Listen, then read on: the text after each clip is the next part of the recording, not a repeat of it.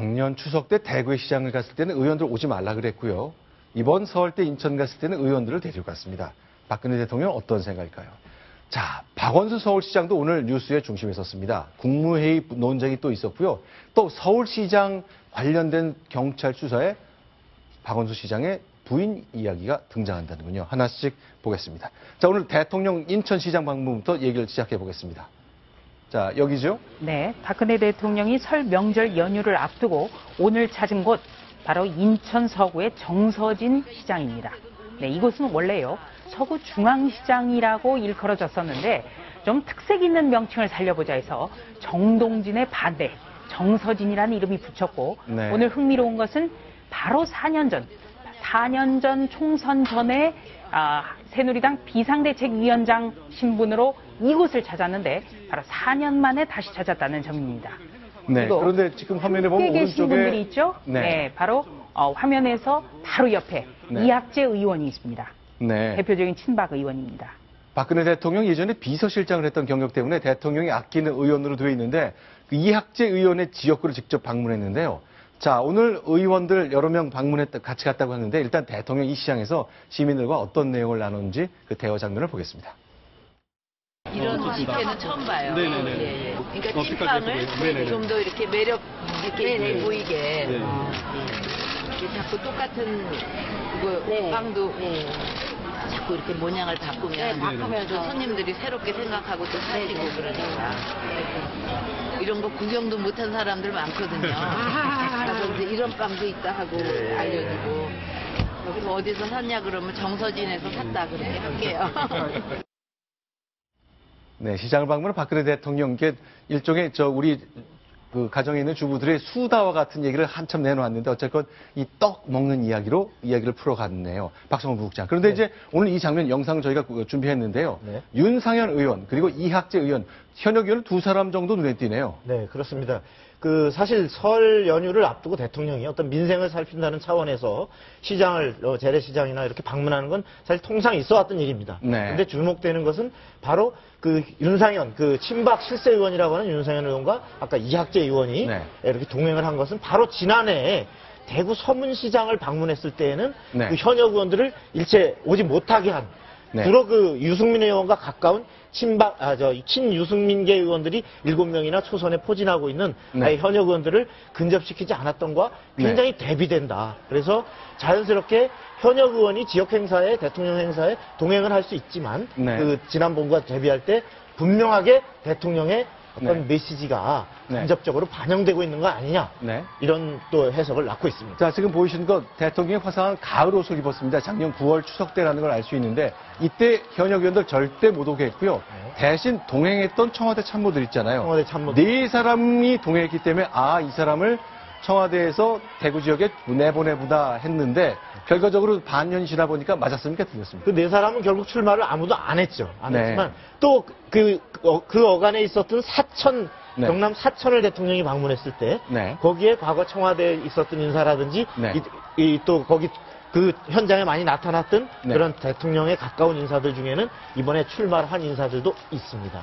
자, 작년 추석과 올 설 대통령의 선택은 달랐습니다. 어쨌건 시장을 방문해서 자신과 가까웠던 두 의원들만 동행하는 장면이 오늘 밝혀졌습니다. 자, 이게 작년 대구의 서문시장 모습 조금만 더 보겠습니다. 안봉근 비서관 보이고요. 뒤쪽에 신동철 비서관도 보이고요. 지금 그렇죠? 지금 안봉근 비서관이죠? 네, 안봉근 빨간 비서관 표시 안에는. 보입니다. 네, 안종범 당시 안종범 경제수석도 같이 방문을 했고요. 자, 그랬습니다. 자, 이렇게 명절 때 대통령의 동선과 행선지를 보면 대통령의 정치 구상이 좀 담겨 있는 걸 알 수 있습니다. 그런데 대통령 주변에서 사달이 하나 생겼습니다. 청와대 정무수석과 서울시장이 맞붙는 일이 생겼는데 그제 소개시켜드렸던 바로 그 내용 때문입니다. 내용을 좀 정리해 보겠습니다. 조순희 차장, 간략한 그림을 좀 그려주세요. 네, 이번 바로 국무회의 때 있었던 일인데요. 박원순 서울시장은 국무회의에 참석할 수 있습니다. 그런데 이번 국무회의에서 박원순 서울시장과 박근혜 대통령이 누리 예산과 관련해서 공방을 벌였다는 점이 알려진 거죠. 그래서 박원순 서울시장 같은 경우는 박 대통령을 향해서 서울, 경기, 광주, 전북, 강원 등 5개 교육청에는 왜 예비비 3천억 원을 지급하지 않느냐 이렇게 따졌고 여기에 대해서 박근혜 대통령은 교육청이 누리과정 예산을 편성하는 것이 법적 의무인데 이 5곳은 안 했기 때문에 예비비를 지급할 필요가 없다. 이렇게 맞받았다는 겁니다. 대통령이 이 문제로 서울시장에게 지적했을 때 서울시장이 아무 대답도 못하고 쩔쩔맸다는 보도 하나 있었는데 그 일간지 보도는 좀 사실이 아닌 것처럼 좀 정리가 돼가는 상황인데요. 문제는 서울시에서 정면 대응을 하고 나섰습니다. 오늘 박원순 서울시장이 라디오에 직접 출연했습니다. 자, 회의가 끝났고 대통령은 떠나간 듯한데 누군가 나에게 고함을 질렀다는 겁니다. 사과하라고 요구했습니다. 그 음성 들어보겠습니다. 제가 다 끝나고 나서 이렇게 나오는데 국무회의가 국회 상임위로 활용하려고 하냐 뭐 이런 얘기를 했는데 이분이 소리를 상당히 높여서 복도에 쭉 걸어가면서 계속 그런 얘기를 하셨죠. 아니 그걸 큰 소리로 그렇게 사실 저는 굉장히 불쾌했죠. 천만 서울 시민의 대표로 법적 자격으로 참석한 것인데 우리 서울 시민들에게 사과해야 되는. 이게 앞으로 아마 이제 이게 속기록이 다 나올 텐데. 자, 저 얘기는 아니 천만 시민을 대표해서 내가 갔는데 나한테 이렇게 무리할 수 있느냐 불쾌했다는 얘기를 한 겁니다. 박성원 부국장. 네. 청와대 설명은 어떻습니까? 청와대는 고성을 지른 적이 전혀 없다. 네. 그러나 이 끝나고 나서 이 부분에 대해서 국무회의 석상이 아닌데 마치 그 국회에서 상임위 하듯이 네. 이렇게 말씀하는 것은 곤란한 거 아니냐라는 그 문제 제기는 했다라는 것을 인정하고 있기 때문에 네네. 적어도 그것을 고성으로 들었느냐 아니면 그 하나의 그 지적으로 했느냐 이것은 네. 서로 생각하기 나름인 것 같고요. 근데 우리가 저런 걸 볼 때 네. 고성까지 아니다 하더라도 네. 청와대 참모가 정무수석이 국무회의 석상에 어쨌든 참석한 그 정식 국무회의 멤버는 아니지만 네. 참석해서 필요한 경우에 발언권을 얻어서 발언을 할 수 있도록 서울시장은 돼 있습니다. 네. 그러면 그 서울시장이 와서 얘기한 부분이 네. 다소 생각이 다르면 그 논리적으로 차분히 이것은 이렇게 해서 틀리지 않는가라는 것을 네. 그 자리에서 토론을 하고 또 끝나서 부족하면 따로 자리를 만들어 설득할 일이지 네. 저것을 마치 대통령께 그 자리에서 그럴 수 있느냐는 식으로 네. 이렇게 한 것은 과잉충성이라는 좀 생각이 듭니다. 그러니까 지금 이 청와대 설명은 대통령이 있었다. 그렇기 때문에 고성을 지를 분위기는 아니었다고 하는데 어쨌건 이야기를 전체적으로 종합해 보면 박원순 시장의 문제 제기와 관련해서 정무수석이 뭐라고 강하게 얘기한 건 분명한 것처럼 보이네요. 이제 정무수석으로서는 그런 불만이 있을 수가 있어요. 왜냐하면 이 자리가 사실은 서울시장은 직접 당사자가 아닙니다. 교육청과 그 서울시의회가 이 부분을 편성하지 않은 부분인데 이 부분을 시장이 와서 대통령의 저러한 어떤 국무회의 결정 사항에 대해서 마치 야권을 대표해서 대통령과 각을 세우듯이 어떤 이런 부분에 대해서 항의 쪽으로 이렇게 얘기하는 데 대해서 정무수석은 이런 부분이 저 자리에서 적절한 것인가에 대해 의견은 있을 수 있지만 네. 그 저런 부분에 대해서 직접 왜 그런 얘기를 마치 거기서 꺼냈느냐는 식으로 핀잔을 주는 것은 조금은 좀 지나친 거 아닌가 이런 생각이 듭니다. 지금 고성을 지느냐 안 지느냐 이 문제만 제가 한번 보겠습니다. 네. 제가 재판할 때도 이게 서로 쌍방말이 같은 자리에 같이 있었는데 아, 그렇죠. 말이 정반대인 사건 재판을 많이 해봤거든요. 네. 그때는 어떻게 판단하냐면 과연 이 싸움이 과연 밝혀졌을 때 네. 누구한테 이익이 될 것인가 네. 그걸 보고 판단합니다. 아, 그건 무슨 얘기죠? 이 상황에 저거 그러니까 이런 고성 질렀다는 게 이게 언론에 보도되고 했을 때 네. 누구한테 과연 이익이 될 것이냐 또 네. 고성을 질렀을 때 누구한테 이익이 될 것이냐 네. 그걸 본다는 거죠. 네. 근데 제 생각에 지금 누리과정 예산으로 이게 문제되고 계속 고성인이 문제되면은 지금 현 집권 세력에 불리합니다. 선거를 앞두고. 네. 그리고 박원순 시장은 이걸 대통령하고 서로 이야기했다는 거 아닙니까? 그렇죠. 그 국무회의 석상에서. 그러면 박원순 시장은 지금 뭐 대선 주자로서의 그걸 부인하고 있지만 네. 박원순 시장의 그 위치가 올라가는 겁니다. 대통령하고 이게 맞상대해서 이야기를 했다는 게. 네. 그래서 제 생각에는 네. 이 부분에 관해서는 이 박원순 시장 쪽 말이 조금 안 맞을 가능성이 있다. 아, 또 그런가요? 마지막으로 네네. 그 어떤 이런 감정이 상해 있을 때 박원순 네. 시장 분명히 대통령하고 국무회의 석상에서 서로 뭐 논쟁을 벌이면서 기분이 상당히 상해했을 수 있습니다. 네. 박근혜 대통령 상해했을 수 있지만은 네. 이럴 때는 누가 한마디를 가볍게 해도 네. 그게 아주 질책하는 소리 그리고 고성으로 들릴 수밖에 없습니다. 그리고 현기환 수석도 네. 조금 그런 그 대통령의 심기를 헤아려서 그런 말을 했을 가능성이 있는데 네. 그보다는 이 경우에는 박 시장에게 조금 더 박 시장이 좀 민감해 있고 네. 그래서 그 고성으로 이렇게 여길 그 가능성이 있다 이렇게 네. 생각됩니다. 네. 네. 이 현기환 정무수석과 박원순 서울시장의 말을 맞춰보면요. 네. 지금 공통적인 것이 하나 있습니다. 그러니까 복도에서 끝나고 나갈 때 현기환 수석이 박원순 서울시장에게 이 국무회의는 국회 상임위가 아니지 않느냐. 이 말을 한 거는 맞는 거죠. 네. 근데 박원순 서울시장은 이 얘기를 고함을 질렀다라고 지금 소개를 한 겁니다. 네. 문제는 바로 이 화요일 국무회의 때 이 날에 이 현교안 정무수석은 바로 제1야당의 대표나 다름없는 김종인 더불어당 비상대책위원장의 생일 축하난을 박근혜 대통령의 양해도 없이 돌려보내서 굉장히 무리를 빚었다는 점이죠. 네네. 정무수석은 이 박 대통령에게 어떻게든 현직 대통령에게 호흡을 맞출 것이 아니라 좀 더 쓴소리라든지 아니면 야당의 목소리를 대통령에게 전하는 것이 정무수석의 할 일이라고 봅니다. 자, 이날은 2월 2일입니다. 지금 조순신 차장 얘기한 것처럼 2월 2일 10시에 시작한 국무회의 직전에 자, 한 9시 53분쯤이죠. 그때 정무수석이 더불어민주당 김종인 비대위원장의 축하난을 고사했습니다. 그로부터 7분 후에 회의에 들어갔고 그 회의가 끝날 때쯤 이런 고성 논란이 있었습니다. 어쨌건 더불어민주당 특히 후보들인데 박원순 서울시장과 가까웠던 분들은 일개 임명직 대통령 비서관이 1000만 시민을 대표하는 시장에게 고함치며 질책했다. 그러니 대통령은 정무수석을 즉각 해임하라는 요구까지 이어지는 것으로 이어지고 있습니다. 자, 진실은 저희가 알 수가 없습니다. 녹음을 해놨을까요? 했겠죠. 그러나 공개해둘 가능성은 아마 그 대통령 기록물이 끝나서 30년 지나야 할 수 있습니다. 근데 고성이 지금 문제인데 고성은 속기록이 안 나오죠.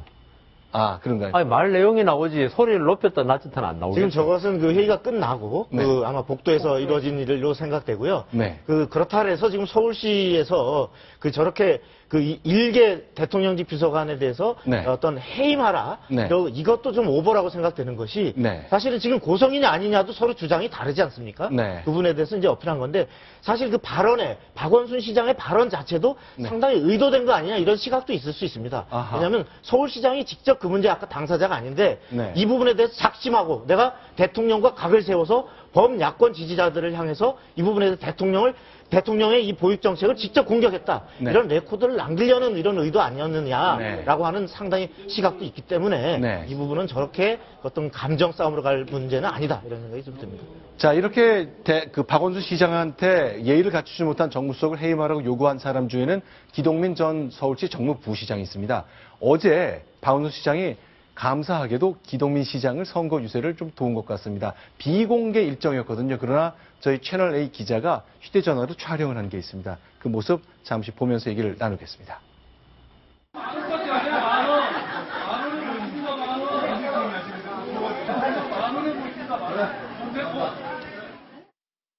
기동민 전 정무부시장이 출마를 했기 때문에 네. 박원순 서울시장이 들른 거죠. 바로 지원을 하기 위해서 들른 겁니다. 또 박원순 서울시장은 지금 장면에 나오지 않습니다만 임종석 전 서울시 부시장이 출마한 서울 은평을도 다녀갔습니다. 네. 지금 나오고 있네요.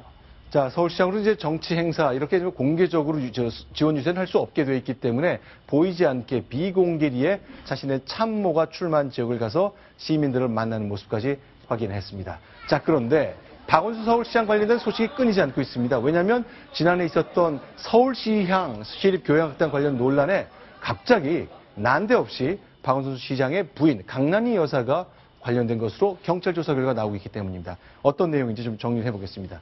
김정은 기자, 어떤 네. 간략한 그림을 그려주세요. 네, 서울시장 사태를 알리는 과정에서 정명훈 감독의 부인 구순율 씨가 박원순 서울시장의 부인에게 문자를 주고받으며 이 상황을 알렸고, 그리고 네, 자, 작년 3월 상황인데요. 서울시장 직원들이 정명훈 음악감독과 대립관계에 있었던 박현정 대표 문제가 많으니까 시장한테 좀 일러달라고 요청을 한 거잖아요. 그렇습니다. 그리고 정 감독은 이러한 상황을 전하기 위해서 직원들 편에 서기로 결심을 했고요. 또 직원이 퇴사를 밝히니까 탄원서를 작성한 직원들의 의사를 모아서 정 당시 감독이 박원순 서울시장에게 이것을 전달하려고 합니다. 그런데 네. 그 중간자 입장에서 이와 같은 탄원서를 전달한 것이 바로 부인이라는 것이 밝혀진 것이죠. 다시 말해서 정명훈 전 감독 부인 구순열 씨가 문자를 통해서 강난이 박원순 시장 부인에게 이와 같은 사실을 알렸고, 네, 그런데요. 좀 궁금한 것이 정명훈 음악감독의 부인 그리고 박원순 서울시장의 부인은 아무런 직함을 맡고 있지 않잖아요.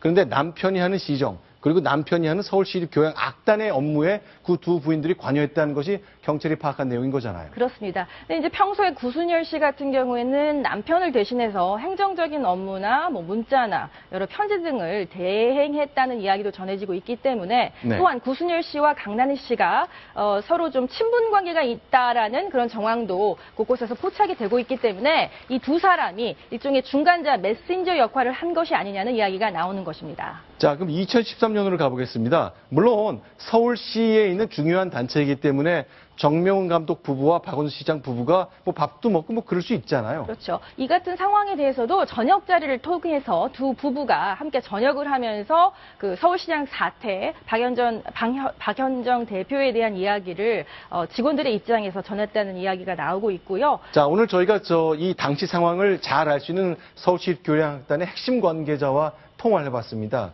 그분 얘기입니다. 그분 설명에 따르면 그 정명훈 음악감독의 부인인 구순열 씨가 박 시장의 부인을 유럽으로 초대한 것으로 알고 있다는 주장을 폈습니다. 그렇습니다. 2013년 가을이고요. 또 정 감독 측이 프랑스 지역에 이 집이 있기 때문에 한번 두루 다녀가시라는 취지에서 이 같은 초대를 한 것으로도 알려지고 있습니다. 자, 그러나 아직 뭐 사실관계가 입증된 것 아니고 이 사안 자체가 일방적인 주장이 훗날 경찰 수사 과정에 확인된 것도 있고 확인되지 않은 것도 있기 때문에 좀 조심스럽게 봐야 될 것 같습니다만, 자, 일단 경찰이 파악한 것은 정명훈 씨와 관련된 서울시장의 내분 문제, 정명훈 감독의 부인이 박원순 시장 부인에게 문자를 주고받고 하면서 여러 가지 탄원도 했다는 것이 새롭게 드러났다는 거죠.